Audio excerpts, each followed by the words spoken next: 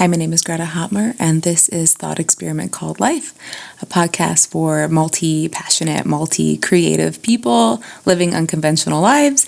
If you find everything interesting, if you want to just know all the things, you might enjoy this podcast. I definitely will talk about all the things. I didn't want to do this podcast for a long time because I couldn't figure out what niche to fall into, and I just decided maybe that was my niche, is all the things. So I will be talking about a bunch of things from jiu-jitsu to herbalism and nutrition to chronic disease to being a multi-passionate creative person, how to kind of go about those things, and spirituality and just a lot of different things. So these are all the things that I care about and more.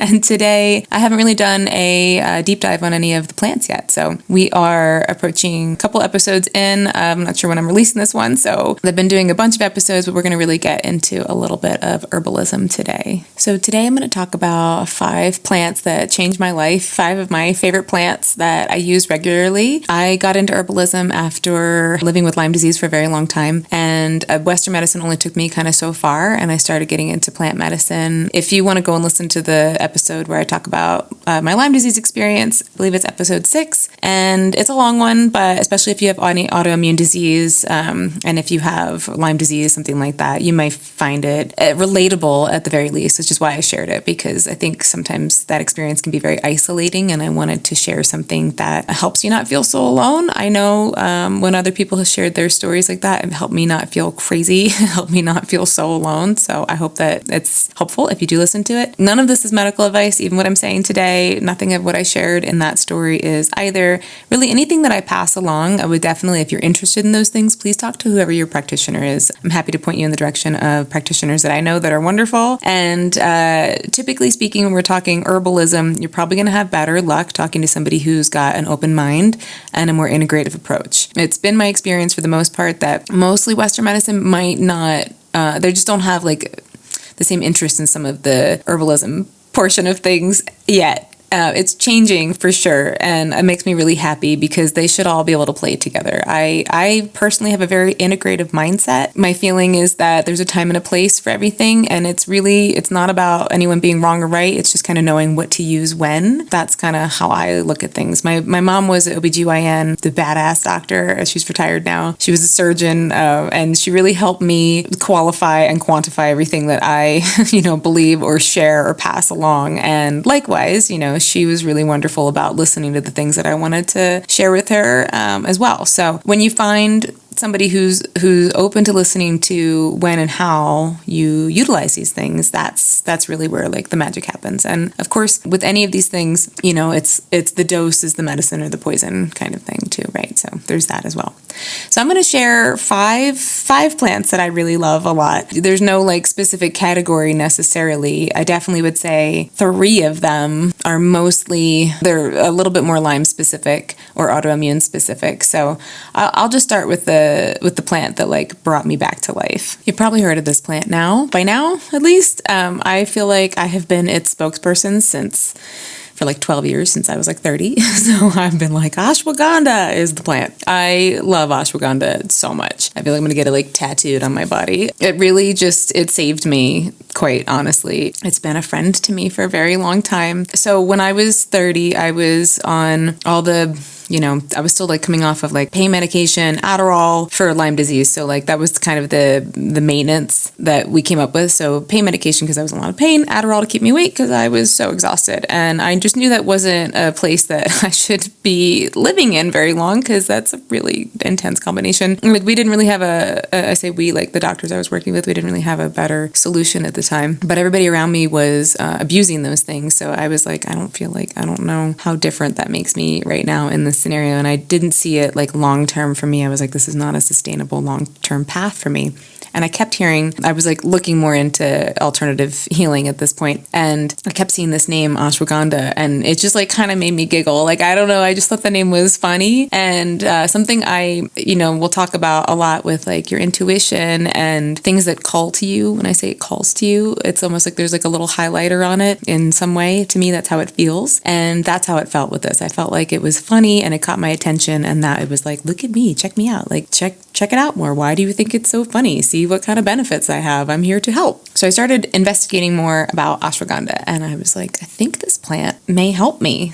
That would be amazing if it did. But at this point, I was very hopeless of anything helping me. I had tried everything, hence the regimen that I was on. It was just like, we'll just do this, and because we don't know what else to do with you. So for my emotional state, I said, I'm just going to take it every day at the dosage that seems to make sense from what I was reading. And I'm just going to take it and just kind of see how it goes. I'm not going to examine in a few days and see how it feels, or in a few weeks and see how it feels.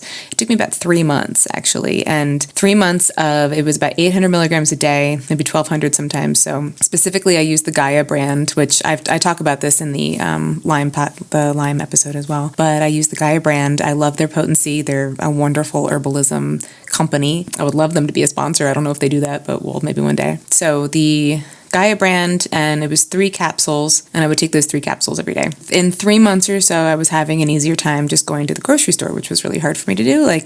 I would go grocery shopping and just if I even made it through, it was just that was my day. That was like the big event for the week, maybe, it was like, that was a big deal. So I started to be able to do that a little bit easier, and then I just felt like I had a little bit more reserve left in my gas tank. More and more that kept happening, and I just stayed committed to it. And truly, it probably took, I want to say 2 or 3 years for me to really feel like I had really come back to life. So I was about 33 or so, but that's when I decided to go get my master's for herbalism and nutrition through Maryland University of Integrative Health. And not that it would take that long normally, but again, if you listen to my story, I was really not doing well. So that made sense in that scenario. But for most people, ashwagandha, the thing I love about it is that, so it's an adaptogen, and an adaptogen is basically, the easiest way to remember it is that it's going to help you adapt. That's it's kind of straightforward in that way. It helps you adapt. So it'll help your body and your adrenal system adapt to stress. So it's a modulator too. So whether you are overstressed, overstimulated, or kind of just exhausted and just totally depleted, it will help calibrate you. So the adaptability is actually a calibration. And I just think that's beautiful. These are some of the things that I really love about plants, is that they have quite a magical way of working with our bodies, and this is one of them. It's good for stress. It's good for sleep. The name translates to strength of a horse. It's good for gentlemen in that regard. It is good for just mood in general. It's good to help reduce inflammation. I think of it as fortifying. The other translation is smell of a horse. It's not the best translation, but that's more just the root itself smells kind of smelly, so like feet or something. But, it's one of those things that when I was practicing with clients and they would use it, I would see a lot of times about in 2 weeks or so, they would notice a difference. So if you're not, having a chronic autoimmune issue and you are just feeling run down or overstressed or just like you're about to redline yourself, you're getting to that burnout place, besides making the necessary adjustments in your lifestyle so that you don't burn yourself out, taking something like ashwagandha is really, really helpful so that you are not redlining yourself and not putting yourself into a deficit of your energy, and also will help with your immune system too. So it's one of those things that you can take. A lot of people will take it at night because it does help with sleep. I kind of will do both. If I feel like I'm teetering on burning myself out and gonna have a flare up or something, I'll take it both in the morning and the night. And there are a lot of really great brands. I just really like the Gaia brand because the potency is more. One of the other herbs I'll talk about, I also like the Gaia brand for that because they just do a really good job of having really good potency and not 500 capsules. I'm pretty sure one capsule, I'm going to check on this. I think one capsule is 400 milligrams, or maybe it's 200, but I don't remember exactly. But it's not a lot, So as somebody we have a bookshelf full of supplements, and it's really nice when there aren't 6 supplements to take for one product, because you're like, I have another 6 over here and another 6 over there. So ashwagandha is definitely something, if you are feeling very stressed, if you are feeling mentally foggy, if you've been through some shit and you just need that extra fortification in your body, I would definitely recommend looking into it. Again, talk to your practitioners. It's not safe during pregnancy, or there's some debate on that, but let's just to cover my bases there, And it's a wonderful plant. So check it out if you also find that it is calling to you. It offers so many wonderful benefits. I literally haven't shut up about it since it saved me. So the next plant that I love is called motherwort. Motherwort is also, its name translates to lion-hearted, which I just love so much. And honestly, as I start talking about plants, I feel like I just want to sit here and tell you about all the plants that I love.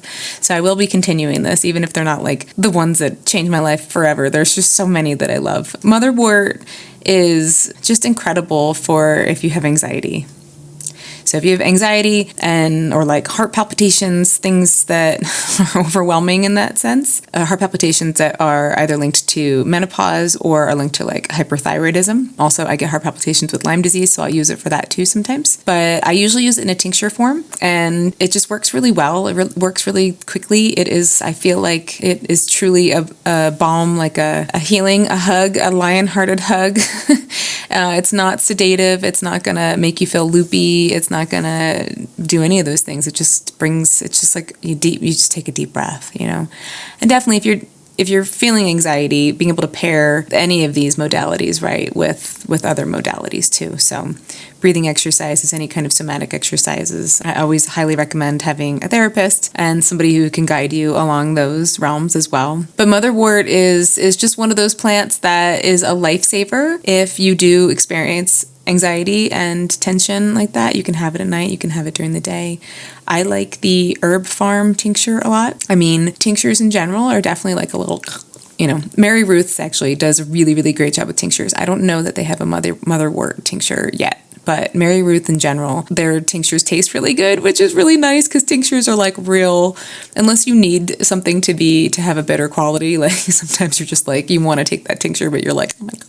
So finding something to drink it with always works. I typically just do a really small amount of water, like very small, and then just do a few of the droppers in there and just down the hatch, and maybe just have something yummy afterwards to get that taste out of your mouth if need be. It works quickly. It feels like a big hug. I love it. It helped me so many times. I definitely used it a lot during COVID. I remember specifically during that time. Yeah, it was one of those things. And I was staying with my mom a lot during that time. And both of us, we would just be like, have a little like, cheers, motherwort kind of moment. So that was really nice too. Definitely look into motherwort if you're looking for something to help with those moments of anxiety. This is not going to replace something like Xanax or anything like that.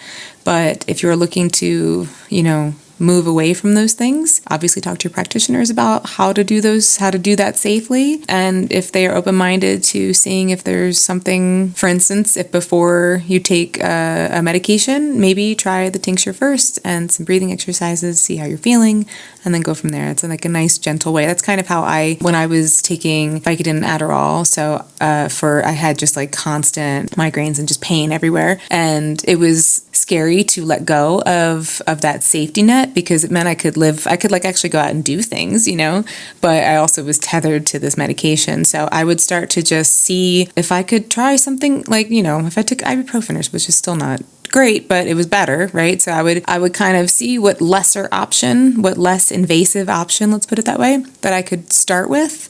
And then if I needed to, then I could go to that medication. And I was able to get off of everything pretty quickly by doing that because I was able to trust myself that I didn't need it in that sense. I'm not saying this works for everybody. I'm not saying that's the way to do it necessarily. I'm just saying this is something that you could think about and talk about with your practitioners. Okay, the third one is Vitex, or sometimes called chaste tree or chaste berry. You may see it in all those ways. So Vitex is the Latin name. Depends on the brand of again, I usually use Gaia brand for this as well. Pretty much most of the herbalism things that I get, if they're in capsule form, I tend to get them from Gaia brand. I really like Mary Ruth's tinctures, and I really like Herb Farm's tinctures, Farm PHARM. So those are the ones that I've played with a bunch. There's so many great companies that are out there and just keep growing. So, figure out the ones that you like. Those are just the ones that I happen to have used. So Vitex is wonderful. I'll tell you like some precaution things about it, but for the most part, I'll just start with that. If you have a wacky, this is for women, if you have a wacky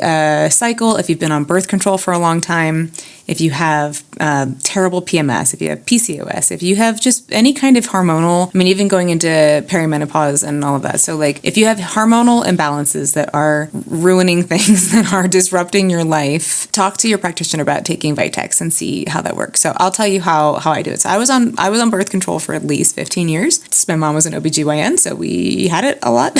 And when I got off of it, my cycle was really wacky. It would be like gone for 2 months and then there for like 3 weeks or something crazy. So I started looking at Vitex and then I started taking it and figuring out like the way to take it that worked best. And I have the, knock on wood, I have the most easeful cycles and have for a long time, which is, I'm very grateful since everything else has been like a lot harder.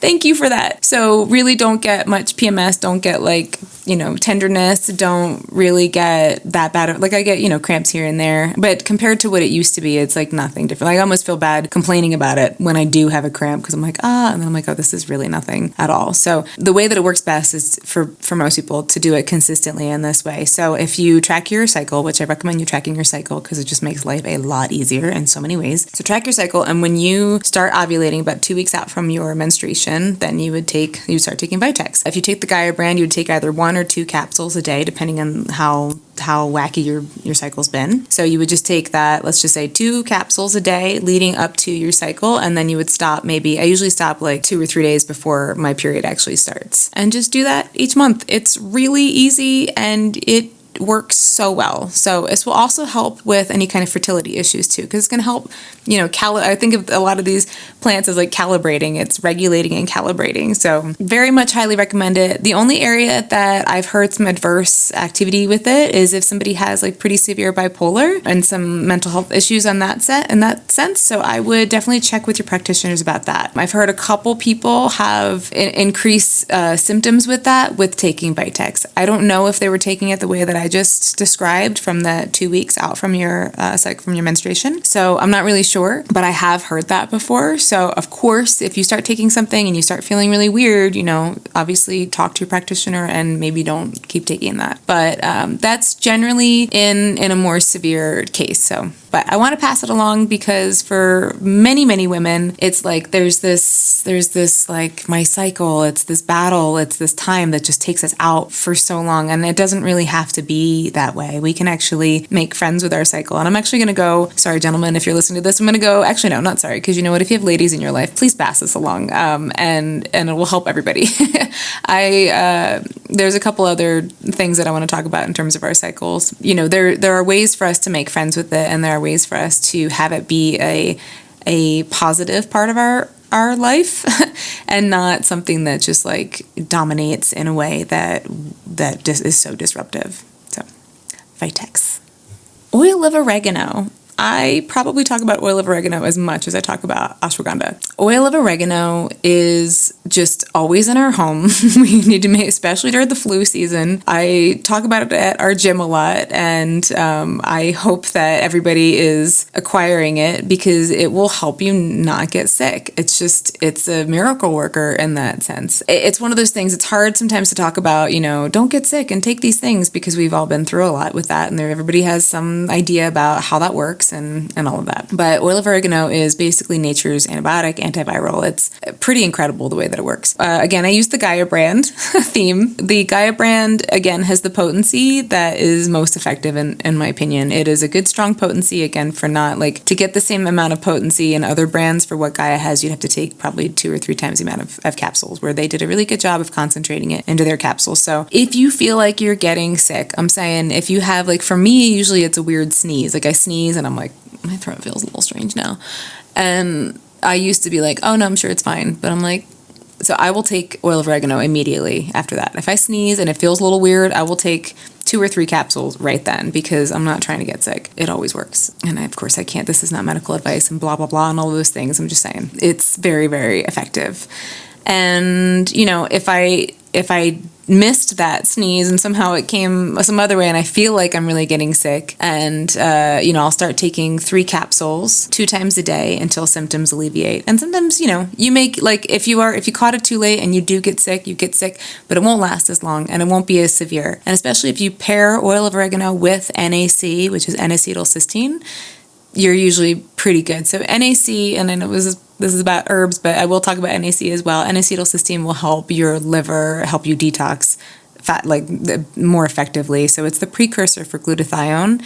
It's what the hospitals use if somebody's ODing on Tylenol. It helps your joints. It helps all parts of your body functioning, your brain. It's something you can take on a regular basis, but it's really, really helpful in particular if you are trying to get over being sick, like if you had a lingering sickness or if you are getting sick, to help it not be as severe and to last as long. So I like pairing those two together, and usually with NAC, I don't really have a brand preference for NAC. It's pretty standard across the board as far as I've seen. I mean, in terms of brands of supplements, of other supplements, I really love Thorne a lot. They're really, really wonderful. If they're a little, they're like medium priced, but they're one of the best. So I would usually do, let's say, 3 oil of oregano in the morning, evening, and then maybe 2 NAC morning and evening until symptoms subside would be a protocol that you could use. Again, talk to your practitioners. I'm just going to keep disclaiming. I'm just telling you what has worked for myself, my family, my clients that I've had before, and people that I've talked to and stuff, and also clinically has been shown. And also NAC is really good for any kind of respiratory situations. Oil of oregano, get it in your house, have it around. Do not hesitate to take it. Don't do the whole oh, I should be fine. It's like if you feel a little weird, take 2 capsules. There's no harm, no foul. It's really good for you in general, and it's incredibly potent and will be very effective. And how much does it suck to get sick and be laid out for a week when you're you wanted to do something else and instead you just can't breathe out your nose and your throat hurts and it sucks. Just take the 2 capsules or the 3 capsules and definitely just stay on that regimen until you feel better. As I said, not medical advice here. I'm do this thing. I think you can understand what I'm saying. So love oil of oregano. It has been a total game changer, keeping us healthy. Okay, the last one, even though there's just so many more that I want to share, but I will share those at some point. The last one is resveratrol. So resveratrol, and in particular, I started taking this for Lyme disease specifically, but as an anti-inflammatory, it's very, very powerful in general. So my fiance, Matt, has type 1 diabetes, also gets a lot of it's an autoimmune disease, so he gets a lot of the autoimmune, joys that come with that in terms of inflammation. And we both will take resveratrol. I started taking it, so if I start getting a flare-up and just I'm getting a lot of crazy joint pain, I'll start taking that for a few days, and it really helps to reduce that joint pain really, really quickly. Same happens, for anybody with any kind of autoimmune situation. So it's anti-inflammatory and antioxidant and an immunomodulator. So again, when you hear the modulator thing, it's like calibration. So it helps your immune system as well. I just want to share in terms of what I think is pretty cool for the Lyme disease portion of it. This is just the things that I love about plants. I feel like plants really know that they are here to help us, and we should help them too with all our pollination and all of those good things.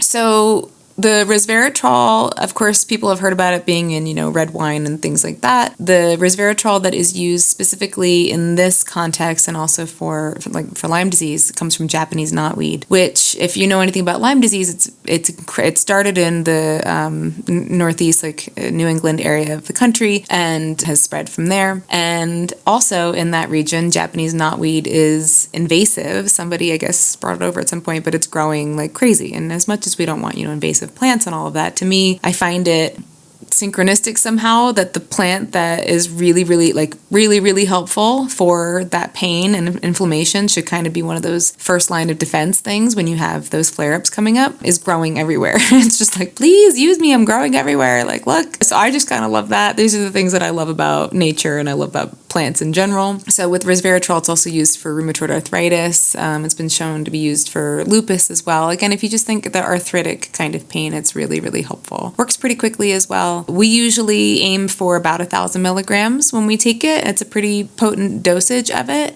And there is a company, let me take a look, I always forget the name.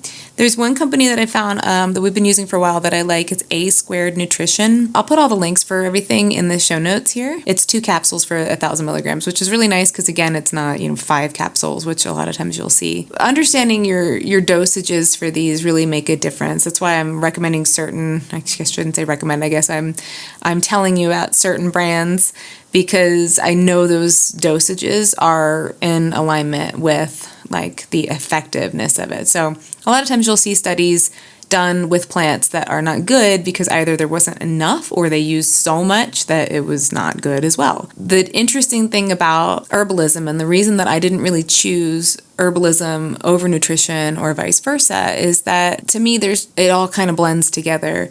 Most herbalism in folk medicine, in history and traditions, was in food in some way, so you almost couldn't overdo it. Even like our levels of turmeric that we have in supplements, I'll talk about it some other time, but having really, really, really potent levels of like more than you would eat in a meal can actually inhibit some part of our detoxification pathways. And there are times to do that. There's a reason why they do it that way, and I'll talk about it later. But just saying that like sometimes the mega dose isn't what you need. It's just like a perfect dose. It's like a little bit, it's not too little, it's not too much, but there's a little magic dose going on there. So, and a lot of that has to do with you working with your practitioner and playing with that dose to figure out what's going to work best for you. But we're really fortunate to have a really great landscape of herbalists, of nutritionists, of integrative practitioners who have a much better understanding of how to utilize and prescribe some of these modalities in terms of the folk medicine approach. So I definitely implore you to look more into it and see what is, as I say, calling to you, see what kind of like sticks out to you and seems like maybe you want to investigate some more, and then find somebody that you can work with who will help guide you through that process. I'm always happy to answer questions. I may eventually open up to working with people again. Right now I would like to teach. That's kind of the space that I'm in at the moment. And I do know some really wonderful people who can help guide you through some of this process as well. I hope this was helpful. I hope this was interesting. These are plants that have made tremendous impact in my life. I think herbalism and folk medicine is really, really important and very empowering because it is something that as you learn about it, it is very safe in perspective to everything else. Again, because a lot of times they're in food dosage or like a tea dosage. Like it's not a huge thing. Of course, there are certain plants you need to be very cautious about. For instance, like kava, which I love too. We can talk about that later. But there's some there are some plants that you need to be prepared to have a bit more reverence with their potency. Let's just say. So yeah, I will keep talking about plants and nutrition. These were some that are staples in our house. I will also talk about micronutrients that are the other kind of like lifesavers and staples that we have in our house and that I think are just really good for everybody. So I hope this is helpful. And if you enjoyed this, please subscribe or like or leave a comment or leave a rating or however you want to pass it along to somebody. It really does help. And like I've said in previous episodes, this is really my love note to all of you. And I hope that this serves you in some way. That's why I'm doing it. Till next time.